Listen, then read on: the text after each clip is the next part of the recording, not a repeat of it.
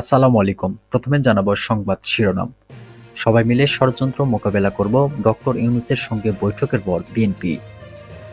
আগামী নির্বাচন ঘিরে অদৃশ্য শক্তি কাজ করছে বললেন তারেক রহমান। ভারত উস্কানি দিয়ে বিভেদের রাজনীতিকে প্রকট করে তুলেছে বললেন রুহুল কবির রিজভী। এবং সর্বশেষ জানাবো, কারাগার থেকে পালিয়ে যাওয়া ৭০০ বন্দী এখনো পলাতক, বললেন কারা মহাপরিচালক। শুনছিলেন শিরোনাম, এবারে বিস্তারিত। সবাই মিলে ষড়যন্ত্র মোকাবেলা করব, ডক্টর ইউনূসের সঙ্গে বৈঠকের পর বিএনপি। প্রধান উপদেষ্টা ডক্টর মোহাম্মদ ইউনূসের সঙ্গে বৈঠকের পর বিএনপির স্থায়ী কমিটির সদস্য খন্দকার মোশাররফ হোসেন সাংবাদিকদের বলেন, সবাই মিলে ষড়যন্ত্র মোকাবেলার কথা বলেছেন তারা। পাশাপাশি অতি দ্রুত সংস্কার করে তারা নির্বাচন দেওয়ার তাগিদ দিয়েছেন।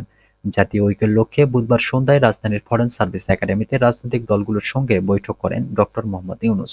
বৈঠকে বিএনপির ৫ সদস্যের প্রতিনিধি দল অংশ নেয়। বৈঠক থেকে বেরিয়ে বিএনপি নেতা খন্দকার মোশাররফ হোসেন সাংবাদিকদের বলেন, দেশের অস্তিত্ব রক্ষার জন্য রাজনৈতিক দলগুলোর কাছে সহযোগিতা চাইতে প্রধান উপদেষ্টা আলোচনা করেছেন। বৈঠকে বিএনপি সহ বিভিন্ন রাজনৈতিক দলের নেতারা উপস্থিত ছিলেন। বৈঠকে বাংলাদেশের অস্তিত্ব রক্ষার প্রশ্নে সবাই একই ধরনের মন্তব্য করেছেন বলে উল্লেখ করেন খন্দকার মোশাররফ। তিনি বলেন, এই ডিসেম্বরে আমরা বিজয় লাভ করেছি লাখো শহীদের রক্তের বিনিময়ে। স্বাধীনতা, সার্বভৌমত্ব রক্ষার জন্য, গণতন্ত্রের জন্য, অর্থনৈতিক মুক্তির জন্য এবং দেশের শান্তি শৃঙ্খলা রক্ষার জন্য। তিনি বলেন, পতিত সরকার বিদেশে গিয়ে দেশের বিরুদ্ধে ষড়যন্ত্র করছে। বিদেশে যেসব দেশ সেই পতিত সরকারকে সহযোগিতা করছে তাদের বিরুদ্ধে সবাই ঐকমত্য প্রকাশ করেছেন।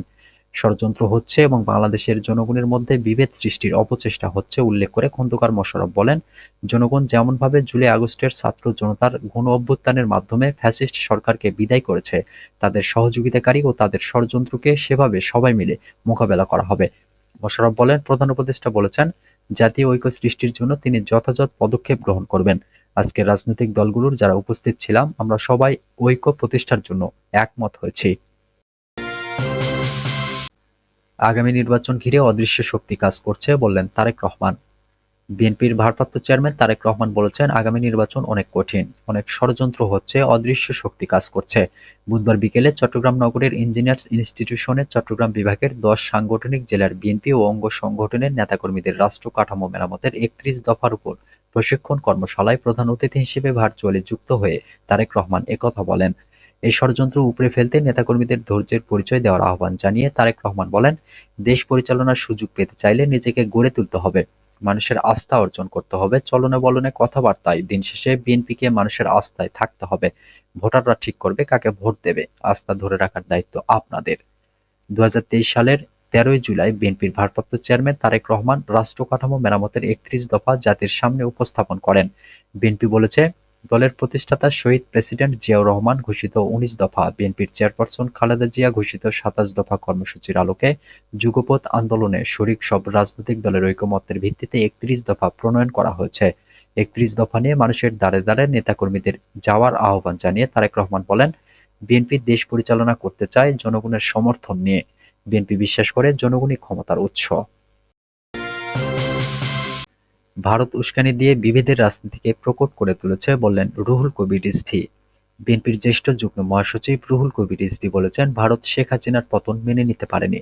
সারা বিশ্বের বিবেকবান মানুষ যখন জুলাইয়ের ছাত্র জনতার অভ্যুত্থানে বীর আবু সাইদ, মুগ্ধ সহ হাজার হাজার নিরীহ মানুষের আত্মত্যাগের দৃশ্যে চোখের পানি ধরে রাখতে পারেনি, তখন ভারত এই গণ অভ্যুত্থানের বিরোধিতা করেছে। ভারতের গোলামির জন্য দেশ স্বাধীন করা হয়নি। দিল্লির দাসত্ব ভেঙে দিতে সব ধর্মের মানুষের ঐক্যবদ্ধ আন্দোলন করতে হবে। ভারতের আগরতলায় বাংলাদেশের সহকারী দূতাবাসে হামলার প্রতিবাদে বুধবার সকালে ভারতীয় আগ্রাসন রুখে দাও জনগণ শীর্ষক বিক্ষোভ সমাবেশ ও পদযাত্রার আয়োজন করে বাংলাদেশ পূজা উদযাপন ফ্রন্ট। জাতীয় প্রেসক্লাবের সামনে এ সমাবেশে প্রধান অতিথির বক্তব্যে রুহুল কবির রিজভী এ মন্তব্য করেন। রুহুল কবির রিজভী বলেছেন, বাংলাদেশে হিন্দুদের উপর নির্যাতন চালানো হচ্ছে বলে ভারতের গণমাধ্যম লাগাতার অতিরঞ্জিত ও মিথ্যা সংবাদ প্রচার করে চলেছে। ভারতের হিন্দুত্ববাদী সরকার সেই অপপ্রচার বন্ধ না করে বরং তাতে উস্কানি দিয়ে বিভেদের রাজনীতিকে প্রকট করে তুলেছে। পশ্চিমবঙ্গের মুখ্যমন্ত্রী মমতা বন্দ্যোপাধ্যায় বাংলাদেশে জাতিসংঘের শান্তিরক্ষী বাহিনী পাঠাতে যে বক্তব্য দিয়েছেন সে প্রসঙ্গে বিএনপির এই নেতা বলেন, আমরা মমতাকে এতদিন অসাম্প্রদায়িক ও মানবতাবাদী বলে জানতাম, কিন্তু এখন দেখা গেল সেটি ছিল তার কেবল বহিরাবরণ। মনের ভিতরে তিনিও ভীষণ কট্টর হিন্দুত্ববাদীদেরই মতো। ভারতে সবচেয়ে বেশি সংখ্যালঘু নির্যাতিত হচ্ছে অভিযোগ করে রিজভী বলেন, মুসলিম, শিখ, খ্রিস্টান, ক্ষুদ্র জাতিগোষ্ঠী ও নিম্ন বর্ণের মানুষের উপর প্রতিনিয়ত সেখানে নির্যাতন চালানো হচ্ছে। সেই নির্যাতন বন্ধে তাদের সোচ্চার হতে দেখা যায় না। বাংলাদেশের দূতাবাসে হামলা হয়েছে, জাতীয় পতাকা পুড়িয়ে দেওয়া হয়েছে। তারা নিজেরাই ভিন্ন দেশের দূতাবাসের নিরাপত্তা নিশ্চিত করতে পারে না। কাজেই তাদের দেশেই জাতিসংঘের নিরাপত্তা বাহিনী মোতায়েন করা প্রয়োজন। কারাগার থেকে পালিয়ে যাওয়া ৭০০ বন্দী এখনো পলাতক, বললেন কারা মহাপরিচালক। জুলাই ও আগস্টের গণঅভ্যুত্থানের সময় দেশের কারাগার থেকে পলাতক ২,২০০ আসামির মধ্যে ১,৫০০ জনকে গ্রেপ্তার করা হলেও এখনো ৭০০ আসামি পলাতক রয়েছেন। এর মধ্যে ৭০ জন হলেন জঙ্গি ও দণ্ডপ্রাপ্ত আসামি। এ তথ্য জানিয়েছেন কারা অধিদপ্তরের মহাপরিচালক ব্রিগেডিয়ার জেনারেল সৈয়দ মোহাম্মদ মোতাহের হোসেন। বুধবার সকালে রাজধানীর পুরান ঢাকার কারা অধিদপ্তরে গত ৩ মাসের কারাগারের পরিস্থিতি নিয়ে আয়োজিত এক সংবাদ সম্মেলনে এ তথ্য জানান তিনি। সৈয়দ মোহাম্মদ মোতাহের হোসেন বলেন, কারাগার থেকে এখন পর্যন্ত আলোচিত ১৭৪ জন আসামিকে মুক্তি দেওয়া হয়। এর মধ্যে ১১ জন শীর্ষ সন্ত্রাসীও মুক্তি পেয়েছেন। সাংবাদিকদের এক প্রশ্নের জবাবে সৈয়দ মোহাম্মদ মোতাহের বলেন, দুর্নীতি অনিয়মে জড়িত থাকার অভিযোগে ৪ কারা কর্মকর্তাকে বাধ্যতামূলক অবসরে পাঠানো হয়েছে। আরও কিছু অভিযোগ তদন্তাধীন রয়েছে। তদন্ত শেষে তাদের বিরুদ্ধে ব্যবস্থা নেওয়া হবে।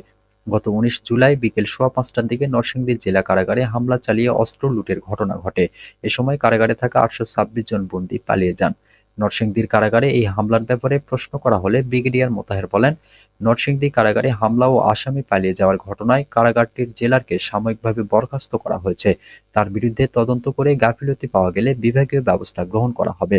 বঙ্গবন্ধু শেখ মুজিব মেডিকেল বিশ্ববিদ্যালয় হাসপাতালের সাবেক মন্ত্রী ও নীলফামারী ২ আসনের সাবেক সংসদ সদস্য আসাদুজ্জামান নূরের উপর হামলার ঘটনা ঘটেছে সম্প্রতি।